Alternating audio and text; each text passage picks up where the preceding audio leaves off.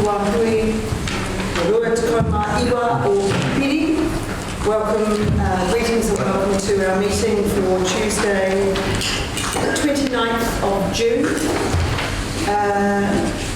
We're hoping that councillors, you'll note that Councillor Benny is with us in a virtual manner, and I'm hoping that Councillors Cutcliffe and Murphy are just running late in the very busy Whangarei traffic perhaps, or the rain, or whatever it is.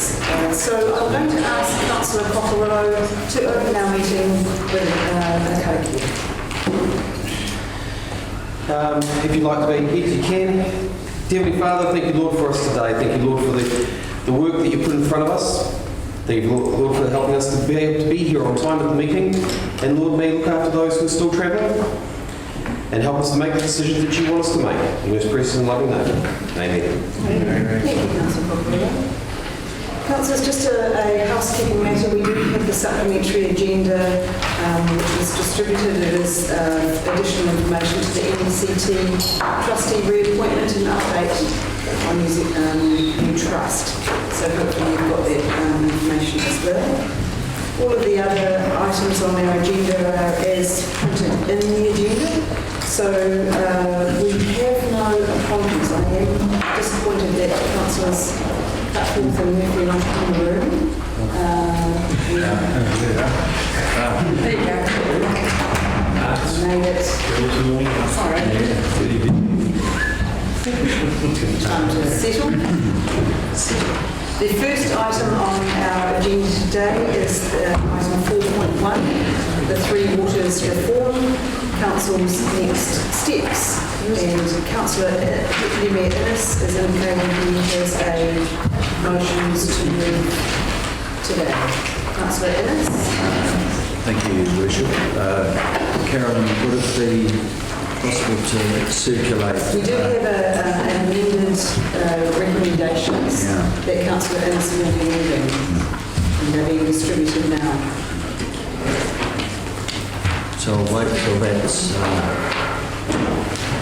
You may wish to start reading out, Councillor Innes.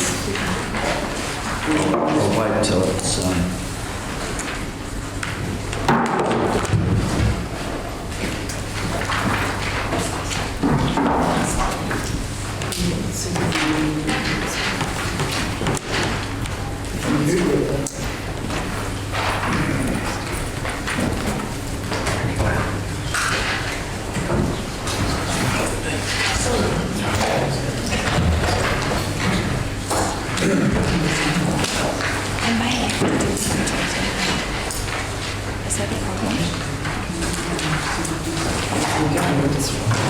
I'll just come in behind, not in here.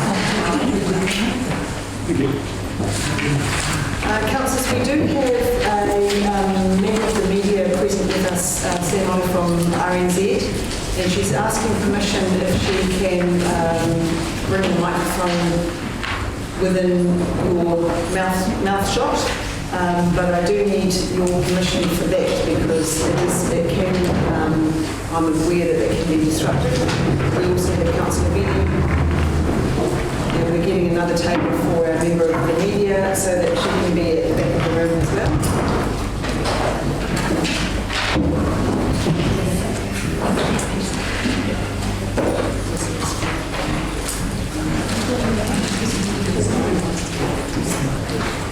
So, thank you, Your Worship. The recommendation that's been circulated has 5 components to it, similar to what's in the agenda. And I'll just go through the 5 components. And the first one notes the participation in the government's Three Waters reform is voluntary with the ability for councils to opt out of the reform process. So that's the first component. Second notes that the Memorandum of Understanding with Government, which provides for WDC to be part of the Three Waters reform process, expires on the 30th of June 2021, which is tomorrow. We understand that Councillor Ennis, if you could just move the recommendations. I'll cover that off when speaking. Notes that the Department of Internal Affairs has refused an Official Information Act request to provide WDC with specific information which shows that Whangarei ratepayers would be better off under the reform program. 4, provisionally exercises its right to opt out of the government's Three Waters reform process until new information that confirms ratepayers would be better off by council participating in the reforms is provided. And finally, 5, requests the Mayor and Chief Executive write to the Chief Executive of Department of Internal Affairs advising that WDC intends to formally withdraw from the Three Waters. I'll move that. I will second that. Thank you, Councillor Ennis. Thank you. Then if I could come back to 2, process expires in the 30th of June, which is tomorrow. We understand that that may be extended, and there has been discussion, but nothing confirmed as yet, Rob, in terms of November of this year. So what I'd like to address really is the fact that Three Waters is really a major issue for our country. It's one that we regularly, through the news, we see the problems that Three Waters are creating throughout the country. And yet we know that it's one that government is trying to address through these reforms. And we know that Whangarei is an outlier. So Whangarei, if we look at Whangarei and we say overall below average income in the country, we've got Three Waters. It's been a high priority for us. For those who have been on the council for some time, they will remember the days that there were marches in the streets to actually address our wastewater situation. It's something that Whangarei has always held highly in terms of our natural environment and our lifestyle around the coast and particularly the harbour. So we know that Whangarei has virtually no debt in terms of its Three Waters, and also we're in a very strong position of asset management around our Three Waters. It's been a priority that this district has actually placed on Three Waters, and it's been one of considerable cost. So when we look at our book value of the Three Waters, it's 634 million. Replacement value is 1.3 billion. So we are looking at a sizable investment that has been at considerable cost to our ratepayers. So when we look at the reform process, we've been shown that we can be no worse off from the reform. And I think that's a key aspect that we are really looking towards in terms of addressing the reform. We cannot be worse off through the reform. So it's one whereabouts the resolution that we have, or the motion that we have in front of us, is one whereabouts it centres on information. And it's one that we need information to make a decision. We can't be making decisions in a vacuum. And it's really knowing how much this district has placed importance on Three Waters, as mentioned before, that we need to have that information to be able to make a decision. And then we also know that if we want to be no worse off, we will see that we need to be discussing compensation. And there is compensation being discussed at the moment. Like, there's two types of compensation. One is really trying to focus on the new structure that's going to be put in place in terms of the three waters, the entities, which will be utility companies, interregional, and we should know more about that tomorrow. There are the issues of who owns the assets. Where's the accountability in terms of those that are governing those assets? And there's a relationship of local government. It's looking at the relationship between us and looking at those new entities. And then along with that reform comes the RMA. So we're really in quite a large period of change.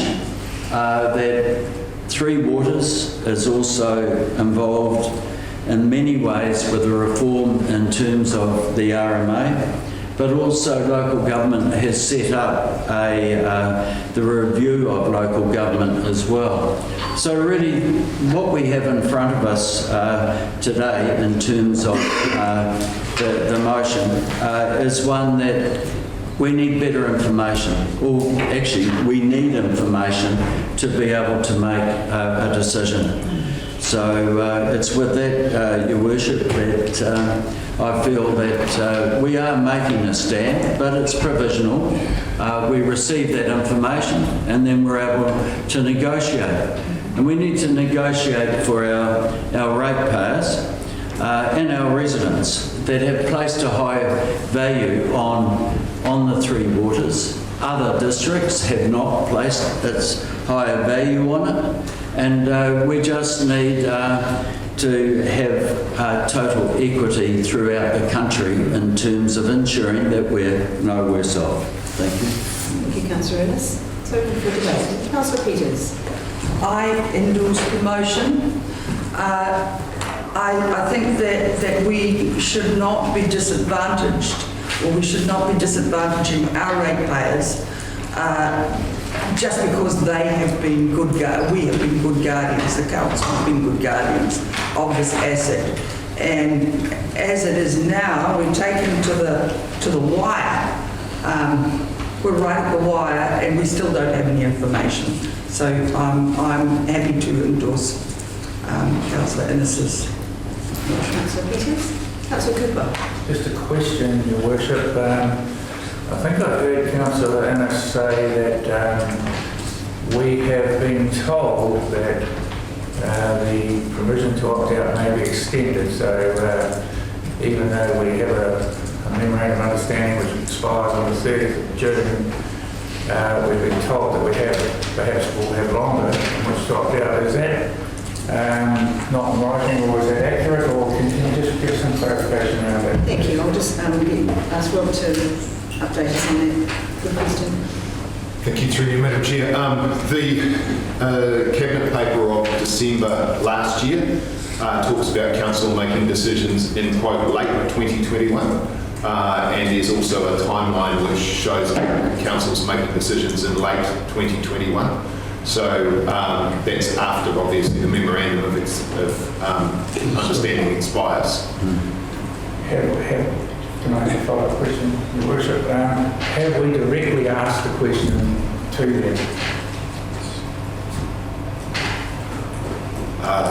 Again, through you, Madam Chair, I don't think we've directly asked the question, but the signals we are getting are that it will be in late 21. Okay. Thank you. Any further debate? Councillor Martin. Yes, well, I strongly support the stance we're taking, because how on earth can we make a decision about something as critical as this for our whole district on maybe we've got some more time, but we actually have a fixed date that we've been told. We could have this, we may have that. I'm not into that at all. We need to take the lead on this in the interests of our own people, because we could just spend a fortune, lose all our assets, and be vastly worse off simply because we're maybe or not sure. And you know, that's not a slight on anyone in particular, it's just the way things seem to be going at the moment. We get directives from central government and things are changing daily. From one week to the next, one week we've got something happening in the 4-lane road, the next week we haven't. And that's why this concerns me. We need to lock it down and make sure that we've got definite times, dates, so that we can work to that.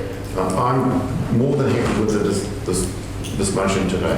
Thank you, Councillor Martin. Councillor Golightly. Thank you, Worship. Just a question.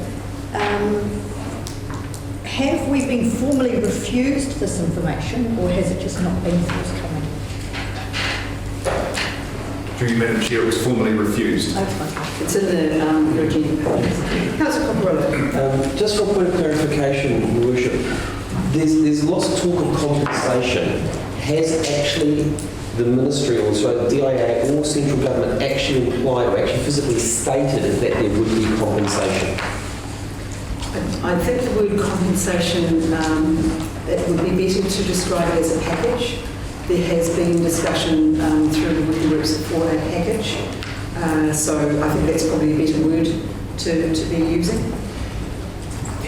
Okay, the reason why I'm asking is that the document talks about compensation, it talks about, and we've heard from Councillor Innes talk about compensation, so I'm just trying to understand, do we have a very clear indication from central government that there will be compensation, or is this just discussions which are happening in the prelude to all this?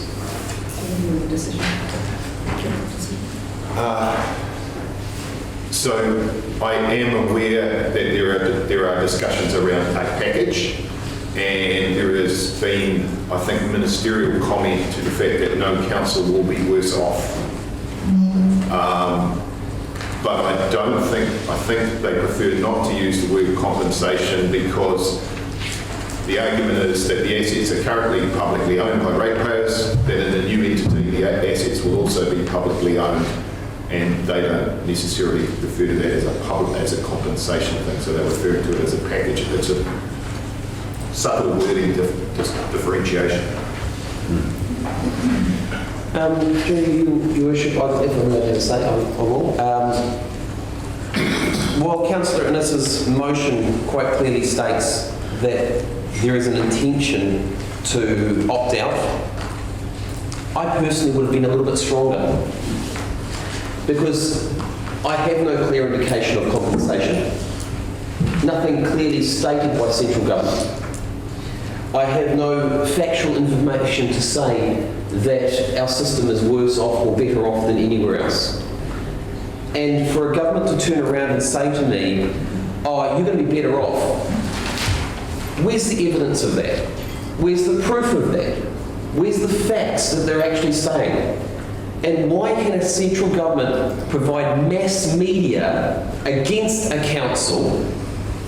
Because that's what they're presently doing on the TV, on the radio, and on the newspaper. They're putting mass media out there to say that your councils don't know what they're doing. Yet with no evidence provided to those councils. And therefore, if we move on to past history of what our central government has done over the last few months, April the 16th, the Minister of Transport knew about the state highway being removed, yet didn't bother telling us about that until June. So how much more information are they withholding from us? It's all very well to turn around and say, oh, we're going to give you it tomorrow. We're going to tell you the information tomorrow. Yeah. How is that fair to our ratepayers? How is that fair to the people who represent this district? How is that fair that a government such as this is behaving like this? So I personally would have been a lot stronger, Councillor Innes. I would have been personally saying we opt out straight away, but the motion is as it is. I'll accept it as it is, but I'm very, very disappointed with our central government and DIA. I'm very disappointed that they have this belief that we will just do what they want us to do. Councillor Cooper. Another question, Your Worship. I heard Councillor Cockerillo say just then that tomorrow there is going to be a release of information. Is that correct? That is our understanding, yes, that there is an announcement tomorrow on cabinet decision. And what would we expect to hear out of that information? Would it occur to us? Would it be particular to us, do we think? My understanding, Councillor Cooper, is tomorrow the decision is based on the cabinet decision around the number of entities and some of the way that they will be made up. That's my understanding, but I could be wrong. Is that where we go? We don't know.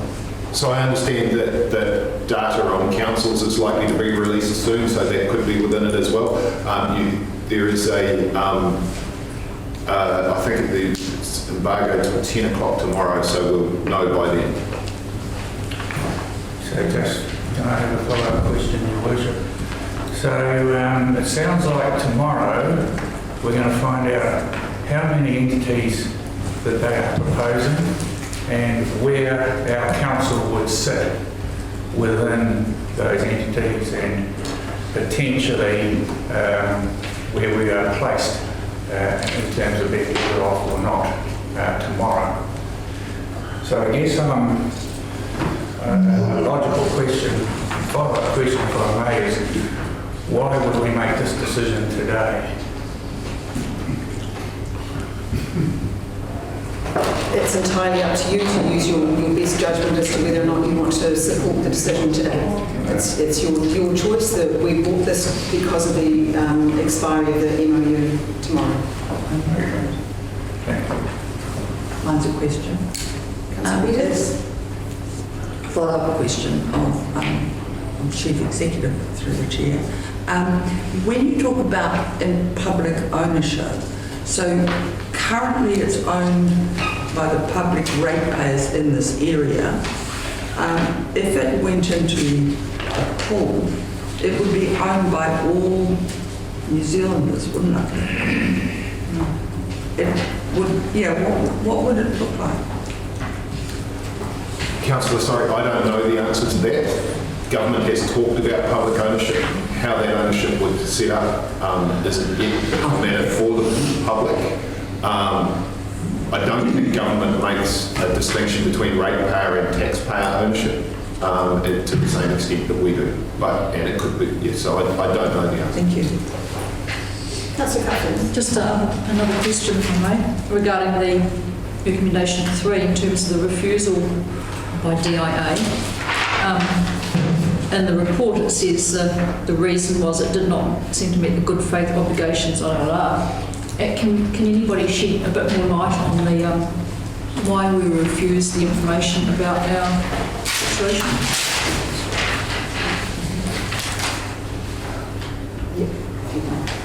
So the reason for refusing the information is that DIA did not hold the information and they were not aware that any other government department held the information. We provided that information to Wix, who were DIA's agent. They have certainly given us verbal feedback and written feedback about some of that stuff. So we found it very difficult to understand why, if every council had given Wix that information, why DIA didn't have it. And we've complained to the Ombudsman because we have some concerns about that reason. It's at the bottom of page 13 of our agenda. It says the information is requested, it's not held. If I may, yes, I mean I agree with the recommendation. I think we were put in a position, actually, of having no option really, but to opt out, given that, excuse me, we don't know the information on which government is making a decision.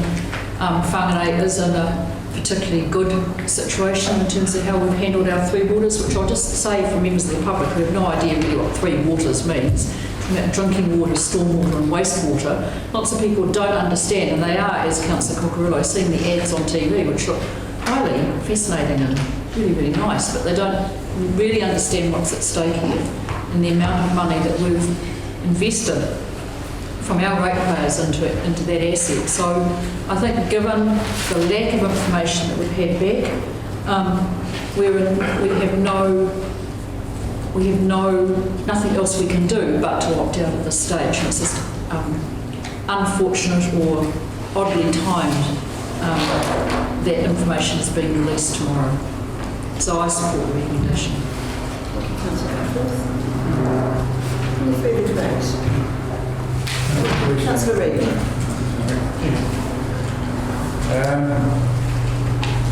Sorry, I didn't indicate Councillor Reid, if you would. Thank you, I'm sorry. Thank you. Directed I'm 100% with this. Absolutely. The government has just over the last 18 months or so proven to be so unreliable and untrustworthy. I think we have to put our right foot forward and take them on at every opportunity, otherwise they are just going to walk all over us. So I'm fully behind the amendments. Councillor Cooper, your fourth question. Are you happy for me to answer? Yes, indeed. Thank you, Your Worship. That's what I'm doing. I'm wondering if there's somebody in the room who is better qualified at English than me, but I can't help thinking, and quite likely there is, let's face it, that item number 5 sort of partially contradicts item number 4. Is that accurate, or am I drawing a long bow? Councillor Cooper, the letter that we'll be writing is based on the decision that we make today, if we make it, and it will cover off the points that we've said that it's a provisional right. We're exercising our right provisionally to opt out. So that's the letter that will be the content of the letter to confirm the decision that we make today. It just says formally withdraw, not formally provisionally withdraw. We'll make it clear to the DIA what our intent is. Thank you. Councillor Connor. A comment, but I just wanted to say, would on that last part, would intend kind of mean that for that? It intends to? It's not, that kind of covers number 4. Yeah. I support this motion as well. Even with recent droughts, we've been in fairly good standing, and even being able to supply other councils with water in situations where they are in dire need too. I personally wouldn't want to see the other councils get stuck high and dry. With all due respect to the Whangarei ratepayers, we are Northland as well, and we need to make sure we're not putting anybody else in a disadvantage, because we already are at quite a high level of support for who we can give it to. This whole Three Waters thing doesn't cover everything.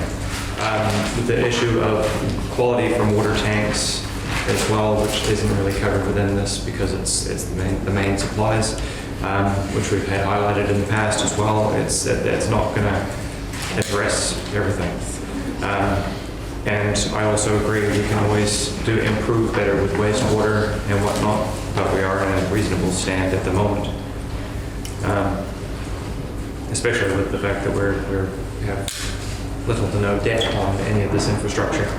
And stormwater will be what it will be when it turns up, so we will have to deal with that as it does. But we're doing pretty good relatively to our situation, so I think we need to stick with it. Thank you, Councillor Connor. Any further debate? Councillor Cooper. I'd like to speak to the motion, if that's all right, Your Worship. Thank you. I am going to support the motion, but I do so because the word provisionally is put in there. I do believe that if we don't have enough information to opt in, it's difficult to say we've got enough information to opt out. But because our memorandum of understanding with the government has expired on the 30th of June, I feel that it's fair enough for us to indicate that we do have some real concerns and that we require more information before we make a final decision. I'd also please to request that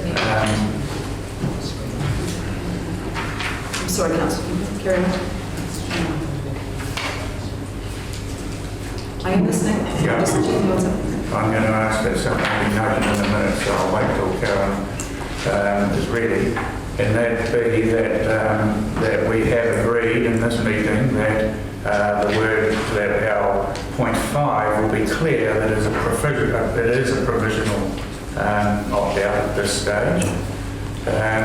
So I believe that we have a lot of information. We must not make an emotional reaction or a knee-jerk reaction. We owe it to our ratepayers to take the time to look at this fully. I think the signal to the government should be we continue to work with you, but at this stage we are indicating that we are not until we get further information. Thank you. Councillor Cooper. Just a procedural thing. Minutes of meetings are based on the decisions that we make. We don't do any other notes. Councillor Dean. Thank you, Your Worship. I personally would have preferred to have left out the word provisionally and gone straight for the goiter and said opt-out. On the information that we've had back from our ratepayers and the concern that they have shown over the effort that has been put into ensuring that our three waters are top class, all three, and the amount of expenditure that the ratepayers have put into ensuring that, it is only fair and reasonable for us to follow the track of no council will be worse off. And until we can be assured that our ratepayers will not be any worse off because of this decision, I am firmly of the belief that we should continue to opt out. We've proven that we can manage this situation to the top of any council nationally. I'm sure we can continue to do that. Our ratepayers have been, is obliging the right word, in actually forking out the money to ensure that we can continue with the standards that we have presented. I am absolutely, totally in support of the recommendation as presented by Councillor Innes. It is just that I would have liked to have actually hit the hammer harder. Yep. Thank you. Councillor Dean. Any further discussion? Councillor Benny, I'm just conscious that did you wish to speak? Yeah, I've listened to what everybody's said and I'm fully in support of Councillor Innes' motion. I don't see the point of repeating what was said, but I am in support. Thank you, Councillor Benny. Any further discussion? Councillor Holmes. Thank you, Worship. It's fine having a debate here, and I think there's very little understanding outside this room of exactly what's going on. And I think as our representatives of the ratepayers, we need to be really, really clear what the signal we're sending here. I totally support the recommendation, and like my colleague Councillor Deeming, I would have gone a lot stronger right from the start. This council has been very, very supportive of infrastructure to do with these waters over a long period of time. You know, way back when we built the Wilson Dam, we've just opened a new water treatment plant. We had a march on council to say improve the wastewater situation in the middle of the city, which we contributed $65 million and spent that over 5 years fixing that problem. So for a long period of time, we've been responsible, and our ratepayers have had to fund that. As former chair of the Works and Services Committee, and along with our current chair, Councillor Martin, and a lot of council, we've funded a lot of heated meetings where we've gone to various communities and say, we want to do this, but we want you to help pay for it. And it's taken a lot of convincing at times, but the council was really steadfast in that we're going to protect our waterways, and we've done so from Bland Bay right down to Waipu Cove and down to Langs Beach, including the city. So virtually eliminating sewage spills into the harbour and our waterways. just by comparison, I don't think people understand that we're being forced into going in with Auckland. Auckland, on the other hand, had 18 of the 22 beaches closed this past summer and could not swim at those beaches because of pollution. They're sucking the country dry with the request to the government for all the infrastructure, roading, buses, cycle lanes, and now there's water reform. I think it's time the government realised that you can't operate in one city. You've got to have those who produce the goods and provide the funding to make sure the country can survive.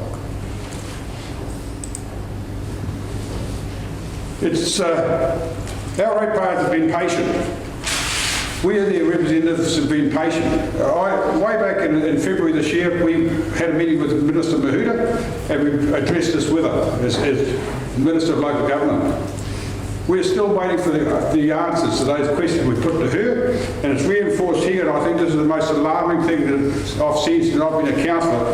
When we have written to the Internal Affairs and had 7 requests, 6 of those were denied, just for information. It's a pretty sad indictment on how we're running the country at the moment. We are local government. We've been charged to look after our ratepayers. And on this one, on the Three Waters, I think we've done extremely well. And so the options for our ratepayers are to go it alone, that our council at the moment, we've got a recommendation to do so, or we take the option of amalgamating with our fellow councils, Kaipara, Far North, and see if we can survive as a provincial sense.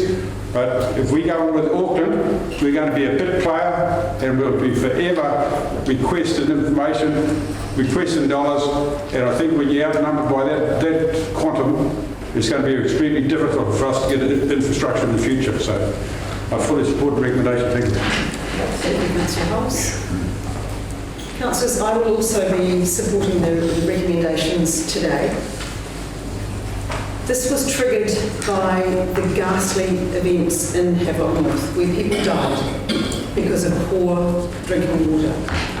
Nobody wants that. The government has been on a very firm path to ensure that that situation doesn't happen again.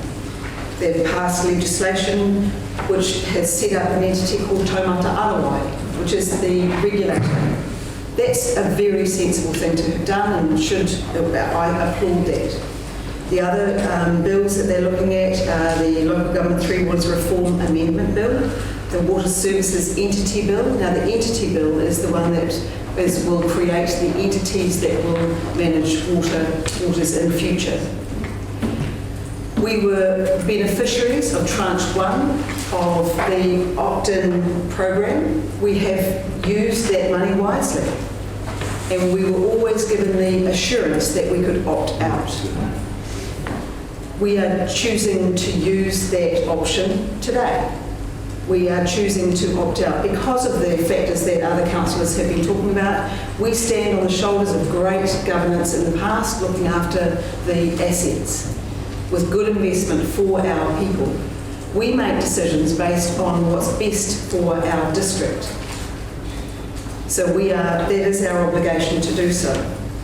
In the absence of information that shows that our ratepayers will be better off by opting in, then I do believe that opting out is the correct course. I do, however, agree with the word provisional, because there may be information. We haven't yet got the data that shows that our ratepayers will be better off. We believe that we will be no better off by joining with an entity, but let's see that data. The indications are that of the 67 local authorities throughout the country, there are 4 or 5 outliers. We are probably one of those.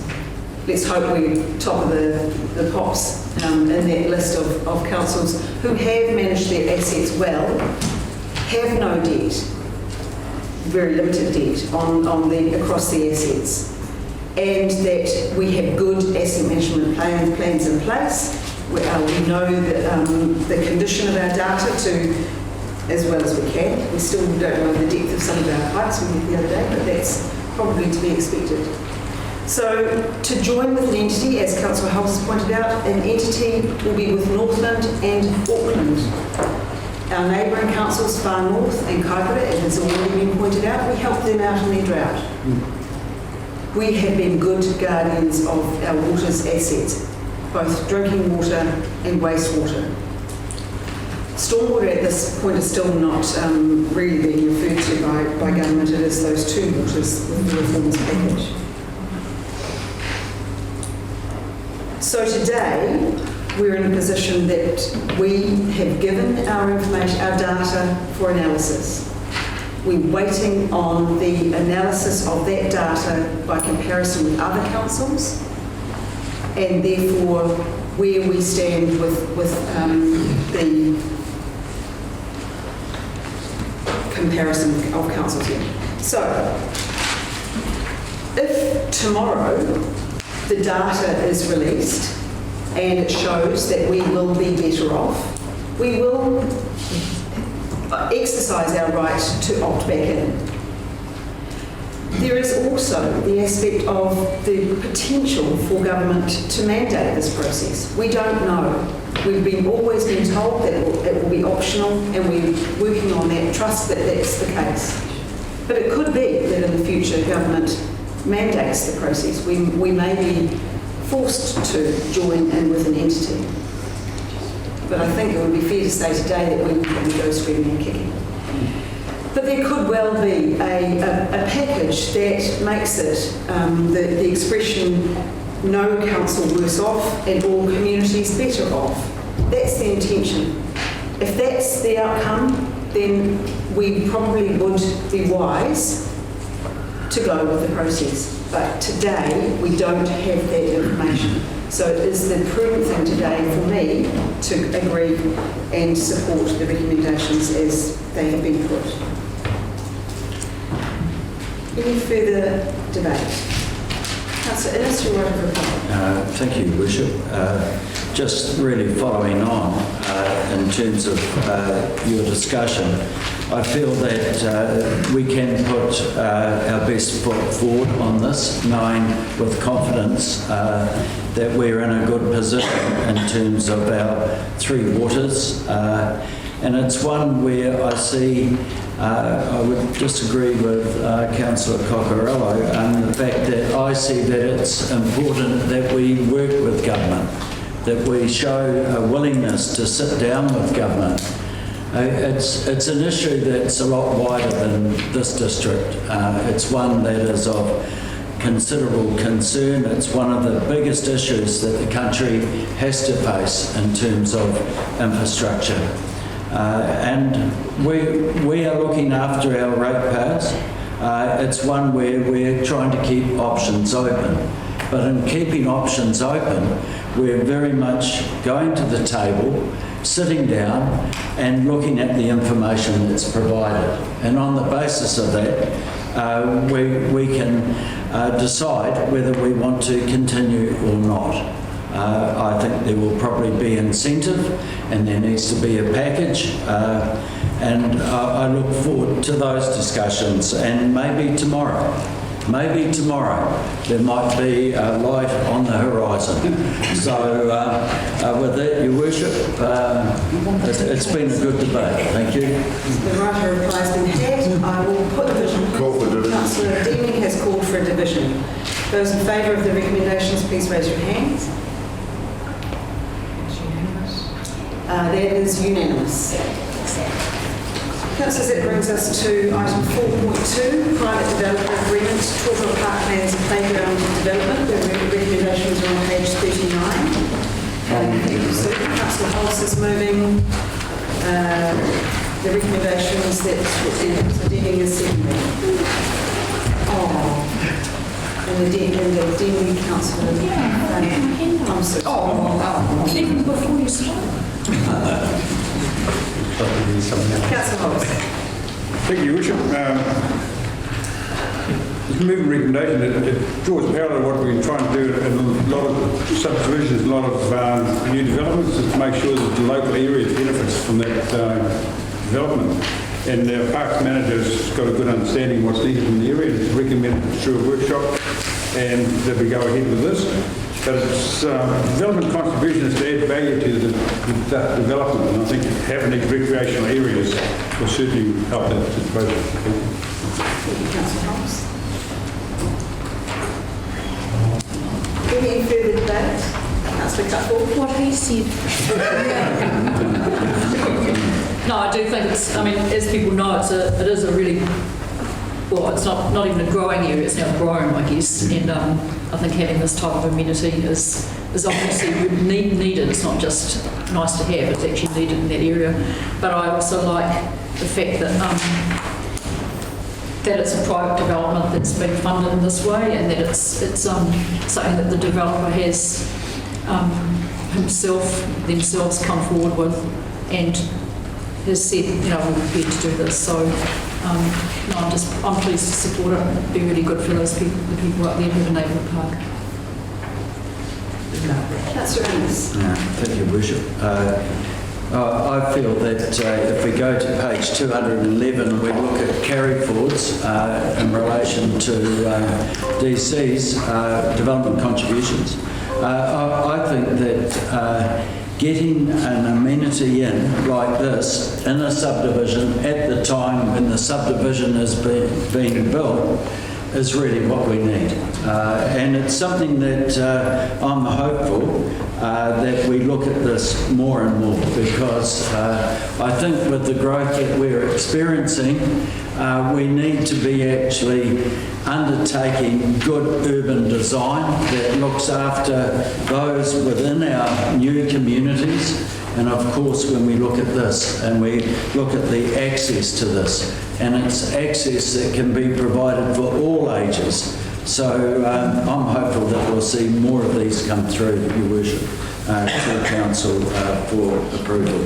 Thank you. Councillor Ennis. Any further debate? Councillors, I fully support this. As you know, Torquay Parklands is a 600-lot development, and 500 of those lots have already been created. And you know, it's a huge area of growth, and I commend the developer to come to us with this option of a private development agreement to look at providing the infrastructure instead of paying the development contributions. So it is a trade-off because but our policy does allow it. The options that were presented to us, that this is the preferred option by staff, because it does fill a gap in our current network of playground equipment. So I just think this is a real win-win, and thanks to the team for bringing it to us in a way that we can support. Councillor Holmes. I'll put that motion. Those in favour, aye. Aye. Against? Carried. Item 4.4, councillors, this is the ECT trustee reappointment and update. 4.3, Your Worship. Let's find that one instead. Page 53. There you go.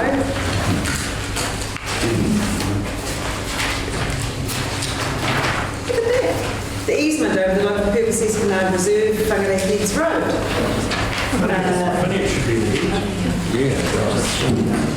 There are recommendations on page 53. Do I have a mover for those recommendations? Councillor Ennis is moving and Councillor Cronk is seconding. It's self-explanatory, Your Worship. It's logical that we need to cater for stormwater in this way. Takes it away from the Heads Road, and we all know how congested that is. Those of us that drive it on a regular basis, so I'm very supportive of this recommendation. Councillor Ennis. Councillor Connor. Yeah, I was just looking through it as well, and glad to see that there's conditions put into this to make sure that it doesn't,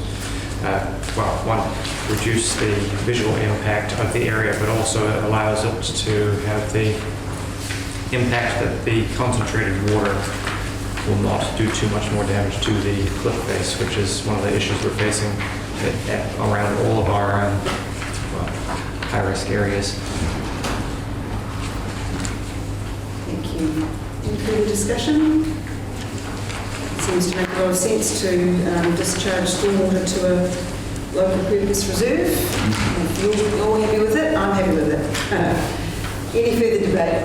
I'll put the motion. Those in favour, aye. Aye. Those against, carried. Which brings us to item 4.4, the supplementary agenda, which is 4.4.1. Thank you, Dominic. There are new recommendations in the supplementary agenda. I would talk in favour of the trustee of Northern Queensland Trust. Councillor Hobbs is withdrawing and Councillor Benny is also both withdrawing as council appointed trustees to the trust. And we have the recommendations. Can I have somebody move the recommendations on page 1 of the supplementary? Happy to move it. Do I have a second? Councillor Peters. Dominic, did you want to add anything before we make a decision? Through the Chair, just two comments. One being that the track changes in the attachment haven't come through. There is only one material change, which is the inclusion of clause 22.5, which is on page 17 of the agenda, and that was worked through with council in December. Basically talks about having diversity within the trustees of boards and endeavouring to have no more than 60% of any one gender. The only other comment I've made, and I won't talk too far on this, is given that I could be appointed to the trust. Certainly it was a discussion that was had with the chair with the possibility of changing those roles around, given the gene community will be, I think, the work stream. That is the reason for the change in recommendations. Thanks, Dom. Joanne, is there anything you wish to add to that? I think it's all pretty much in the agenda item you guys have in front of you. Thank you. So we just going through the noting the consultation feedback, the continuation of the management agreement, indemnifying all trustees for any liabilities that would be incurred in making up the trust. Approving the reappointment of Councillor Benny as a trustee until the 31st of October this year, and appointing our General Manager Dominic Cooler. That is a change. We currently, it's Sandra Boardman, but that's a pragmatic approach, ensuring that she's able to continue the work. It's in her portfolio, so it makes more sense that Dominic is the trustee, and again, until the 31st of October. We're endorsing the trustee for the new trust, and it will be finalised and put to us for approval at a later date. And we're delegating the position as that change, as I mentioned, from Sandra to Dominic. And for the avoidance of doubt, I quite like that, Dominic will come off the selection panel from the 1st of July, because there are parallel processes being carried out at the moment. Councillor Murphy. Thank you. Just a question. Because the track changes aren't showing up in our supplementary agenda, I know that you say most of the changes have been covered in the discussion.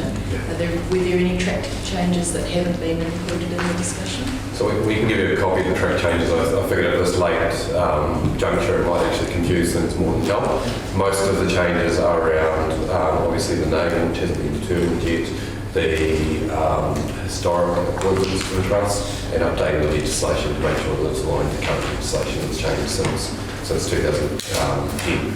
The only material changes the same around that diversity of appointments to the trust. And we work through those changes with the current trust as well in UCT. Sure, that's good. I just wanted to ask. Thank you. Councillor Cockrello. Yeah, through your worship. Through the eyes of transparency, we've got Councillor Hulse and Councillor Benny who have removed themselves from the discussions. Shouldn't Dominic Cooler do the same thing? He shouldn't really be appointed, suggesting the motion shouldn't be done through the CE for view of transparency here? That was covered in Dominic's discussion. He's not an elected member, so there is no conflict there. It's our decision, and we're getting advice from our officers, which is perfectly appropriate. Through the chair, I certainly wouldn't want to discuss the appointment.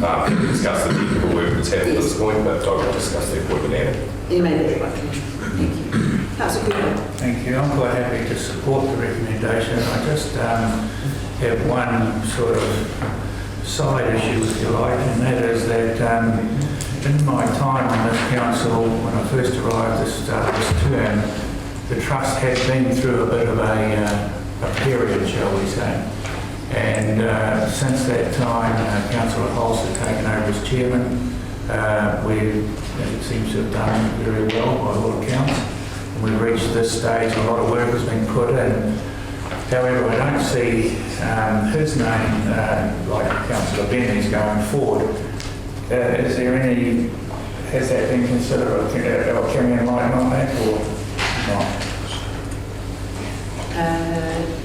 Joanne's probably best to respond to that. Yeah, can you just rephrase? Rephrase that question? Yeah. What's happening to Councillor Hulse? Through the chair. The trustee appointment for current NECT, Councillor Hulse is still on that trust until the 31st of October. Want to go with that, and then with the new trust, obviously there'll be a trustee recruitment process undertaken. So he has to go through that recruitment process? Yes, correct. My understanding, Councillor Cooper, is that Councillor Benny's appointment expired, so we're approving the extension of that. Councillor Hulse has already extended his note. That's my understanding. Is that correct?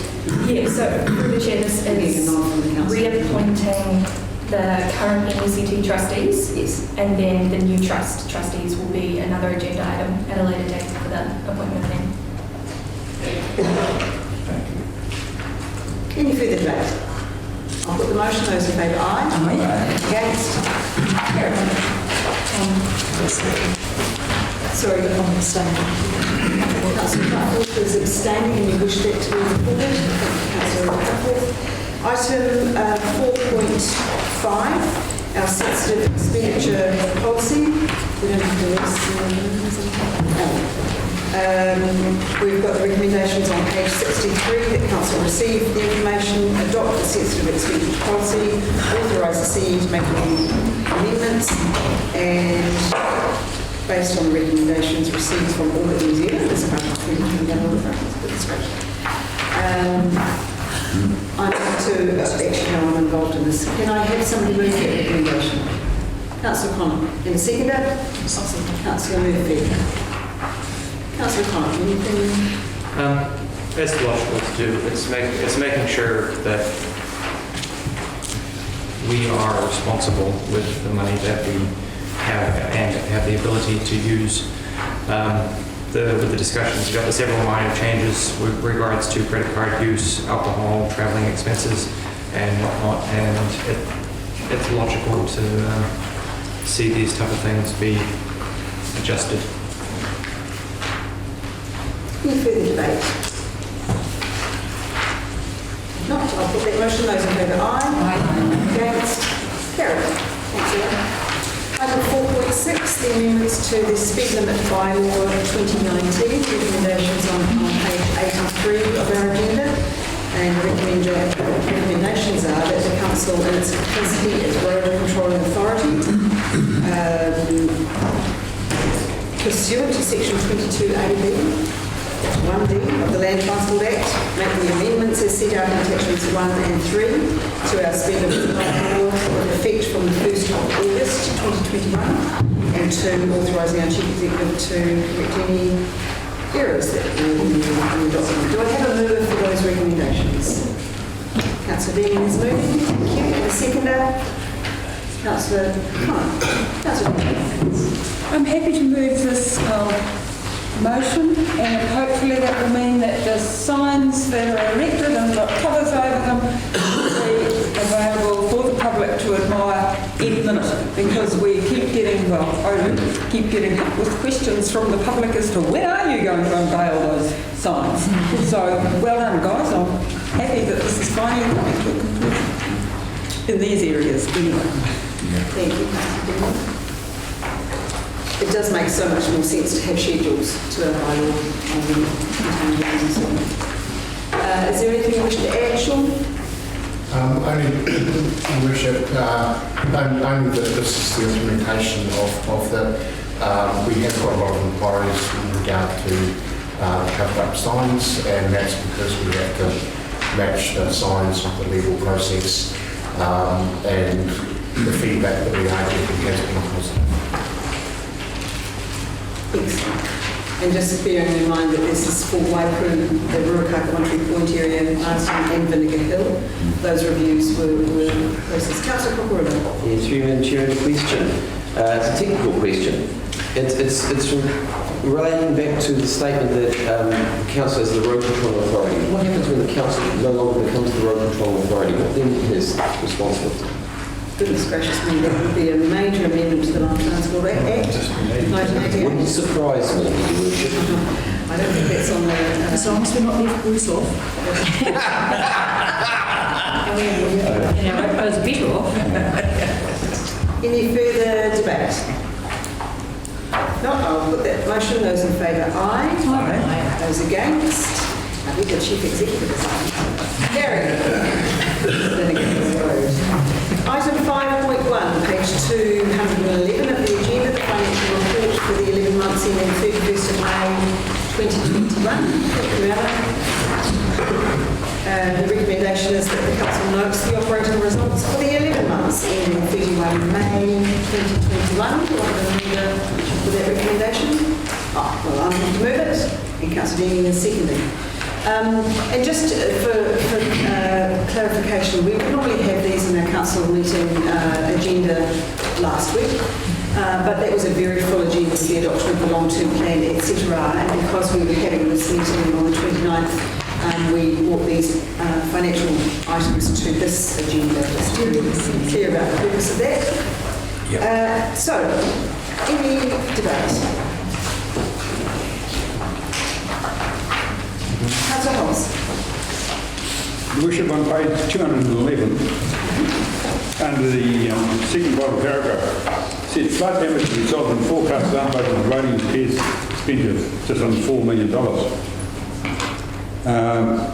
The paragraph said by $2.6 million unbudgeted subsidy received. Is that the total cost of the flood damage for this last storm? But I couldn't track it anywhere. Through the chair, we went through close to it. There may have been some in the other infrastructure areas. Or there was anything significant though. Okay, thank you for that, because I just remember saying at the time that we had these massive headlines about this as the worst storm we've ever had, and the council's going to go broke and blah, blah, blah. And yet it's not even half what the flood was in 2011 that I kept reminding councillors of. And it's not even a fraction of what it was in 2007. So all these people who are doing the climate change revolution, so every time we have a storm, it's worse, so much worse than the one before, is absolute rubbish. Because this is proof that it's nowhere near as bad as what it has been in the past. In the past, the council of the day had to find $14.8 million to cover flood damage alone. We didn't have many subsidies available to us. So when we have these storms and adverse effects, it's very important we keep our feet on the ground and base our comments on fact, not speculation. Thank you. I have a contrary view to that. I believe that the reason that the repairs to the storm were less than previous storms is because our infrastructure is actually in good condition. So I'm going to look at Simon and he's going to nod his head. Because I hope you're right. And he looks more like a statue to me. And remembering, of course, this is for repairs to the transport infrastructure. I know that there were stormwater and various other things. But we're getting continuous improvement, Councillor Hobbs. Well, it's just where we started from. Any further discussion? I'll put that motion. Those in favour, aye. Aye. Against? Carried. Item 5.2, the capital projects report for the 11 months ending May 2021. The recommendation is that we note the report. Do I move for that recommendation? Councillor Reid is moving, and Councillor Holmes is seconding. Councillor Reid. Pretty self-explanatory, I think, Your Worship. Any further discussion or debate? Councillor Hobbs? Your Worship, we can't miss this. I know. This is a eureka moment.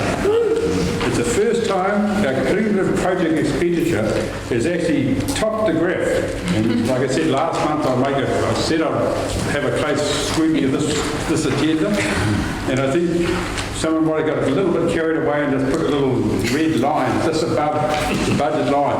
But well done, because it's taken a long time to get there, but it just proves that perseverance actually pays off, because I was a very lone voice 4 years ago when we started, and now we've actually been able to show that our staff, we've got a good work program, spread it out and get through a tremendous amount of work, so well done. Thanks very much. And is there any update, given that there has been another month on the forecast for that final blue figure? Will it be around there, do you think? Your Worship, as I've everybody are telling us, I believe in look at the cash, we actually pay the bills before I look at it. So that we are having an excellent year. Do the capex. Well, I'm paying you. Any further discussion? Your Worship, I just wanted to highlight within our capital projects the amount of money that's been spent on our 3 waters by our district, showing to the central government that we are actually capable of looking after ourselves. Going to our ratepayers. Councillors, any further debate? I'll put that motion. Those in favour, aye. Against? Carried. That brings us to the end of our council agenda today. I'll close the meeting at 10:06.